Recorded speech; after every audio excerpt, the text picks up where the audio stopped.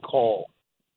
This generation is the generation that will make the difference. And we've seen it before, and we'll see it again. Absolutely. Thank you so much, Carl, for that. And I want everyone to hear this real loud and clear. We, the Transformative Justice Coalition, along with our partners, the Black Voters Matters, will be having a major Gen Z and Young Millennial training event in Phoenix, Arizona, April 3rd through the 7th. We believe in future.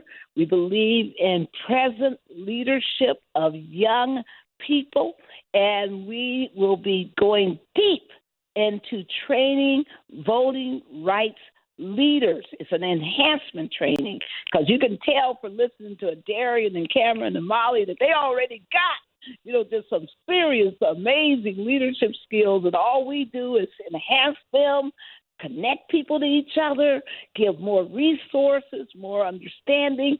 That training event is all expenses paid.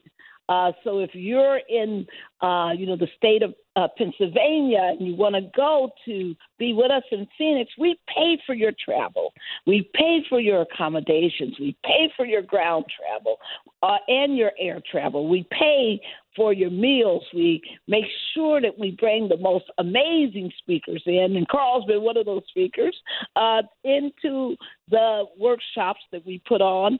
And it is just imperative that if you say, I want to be a voting rights leader, I want to be like Mollie, I want to be like Cameron, I want to be like a Darian, then you need to go to TJ Coalition, tjcoalition.org, tjcoalition.org. You need to go right now because the application deadline is January the 26th. It's coming up. So you want to make sure that you apply now, not tomorrow, not later, right now as soon as you can, because we are excited about training a new class. Is that correct, Daryl? Oh, absolutely, Barbara. We're very excited with regards to the new class that's going to be coming in. It's just going to be just an incredible opportunity for folks to learn, for folks to interact, for folks to network, and to go back to your community charged with this new knowledge and new access to people that have more knowledge in various areas and be able to put things together in your communities and turn out the voters in your states and in your neighborhoods and in your communities. Barbara, one question that was asked when we were talking about Georgia and the voter challenges. Someone, is wondering, what's a voter challenger? I've never heard of that term before. You want to explain what a voter challenger is, Barbara? Low down. But anyway, a voter challenger is someone who writes to their Board of Elections and says that I don't believe X or Y has a right to vote in our county, has a right to vote in our elections. And they oftentimes, and I was involved in an ugly lawsuit many years ago, where they challenged every person with a Hispanic surname in this county in North Carolina. I mean, they didn't know any of these people, never met them, didn't have any clue if how long their families had been living in North Carolina. Some could have been there much longer than their families had. And yet, because they had a Hispanic surname, they challenged every single one of them. In the film Vigilante, done by Greg Pallas, he actually shows how they challenge Black veterans, people who fought in the war for our lives, for our nation. They challenged them, saying that they weren't eligible to vote, and he brought the person who challenged the voter to the face of the actual person they challenged, and they had never met. He had no clue who this man was, yet he had put into writing that this man should not be allowed to vote when he was a veteran and had fought for our nation. That's the evil thing about challengers. These are people who are anti-democracy. They are trying to make sure that the voting rolls are shrunk, and they look at, characteristics like, zip codes and other things, trying to figure out who's black, who's Hispanic, who's Latino, who's Native American, to block voters. And it's nothing but a blocking voter process. And it's vicious, it's ugly, and it should not be allowed. And a lot of states don't allow it, but Georgia and some others not only allow it, they seem to encourage it. And, Cameron, you and Darian and Mollie, all three of you really have done great things from the training that you've received from the Transformative Justice Coalition. Barbara and I always sit back and we just sort of smile as we watch and hear about the accomplishments that you all do, based a lot of it based on the training that you've received at our training conferences, our Gen Z training. Could you share, Cameron, tangibly how you have benefited from this training? What is it that you've learned from that training that you've put into practice that people can see that easily discernible? Oh my! Do I have enough time? Is the question. The training, as I've mentioned before, and I unapologetically say this, that there is no organization that is doing the work like TJC. Many folks are in this battle, and we thank them for that. But this training is one of a kind, and one that you don't see everywhere. Forget the fact that all expenses are paid, so on and so forth. Even if you were paying for it, which at the caliber it is, we could and should be. But what we learned, like you're saying, what a challenger is, when you get there and you watch Vigilante Justice, when you watch these different movies that we find out, all of these different things that happen, I now know what voter suppression looked like. I didn't really know. I didn't know that if I was not in line by 6:59, say the poll closes at 7 p.m., if I'm in line by 6:59, you have to let me vote. And that's right. There are certain different things that we've learned what kind of voter suppression looks like, even for our young people, even on college campuses, what it looks like when they try to purge you off of the rolls. And so we've taken these different kinds of training. We've even talked about how it is to write journalistically with, I believe, what was his name? John Nichols came and spoke to us about how we can be writing, how our journalistic abilities and skills can be applied. And so now our writing is even better when we go on to not only do radio shows like this, but there are times where people now come and ask us for different publications and things. Ashley Shannon, who we know we've been on the show several times, she is an author,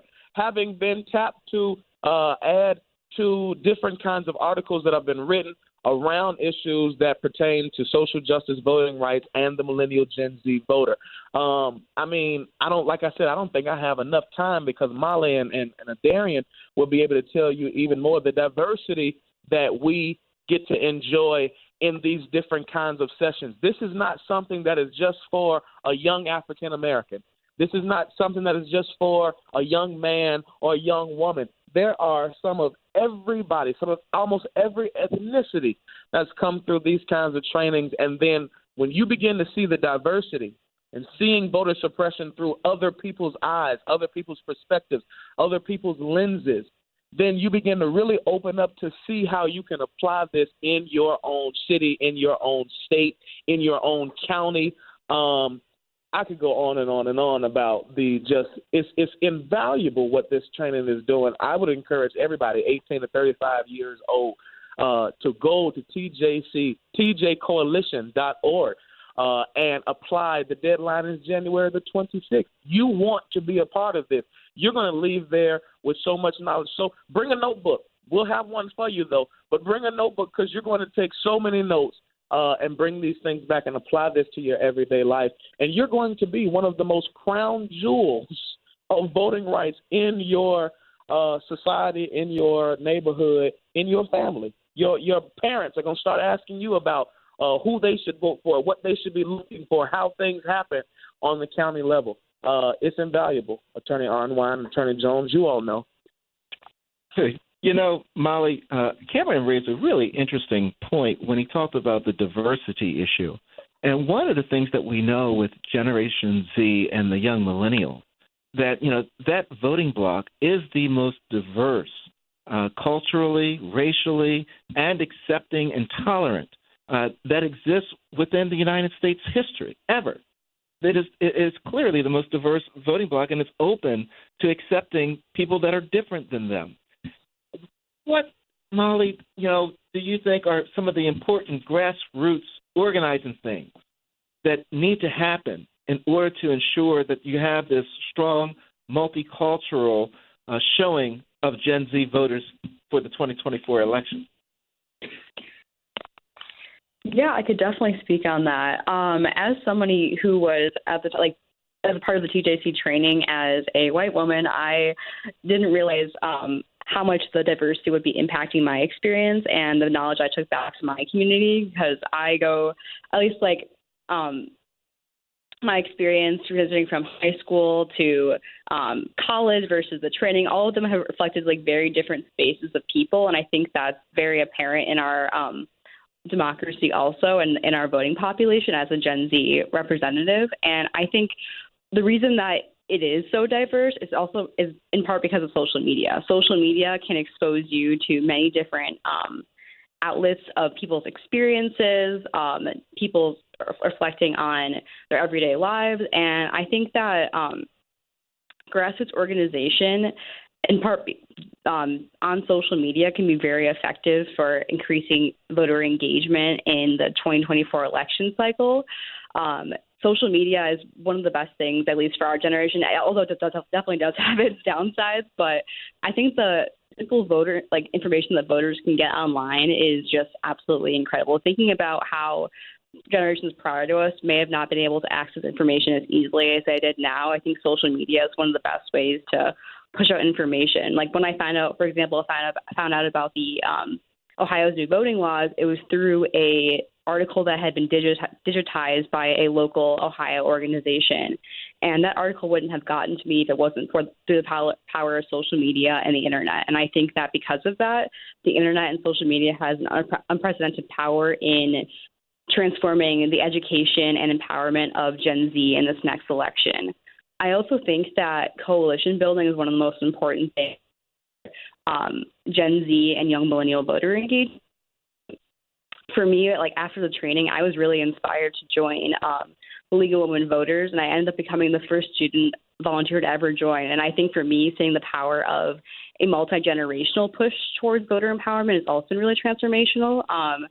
I work with a lot of women who've been with the League for 30, 40 years, and seeing how all of their experiences relates to mine as a Gen Z activist is really cool too. And basically kind of giving them my internet and social media knowledge plus their years of experience and timeliness with keeping up with changes in voting laws. I think the combination of the generations really is really what can push us towards effective organizing for the 2024 election cycle. So we have the primaries in March and the presidential election in November. And this entire year, I think, even more than 2023, is going to be really impactful for all people of all generations, but especially our Gen Z, who really does have the power to change the election. And I think that acknowledging the importance of having a multiracial coalition, but also a multi-generational coalition is really important. So I hope that people take that to heart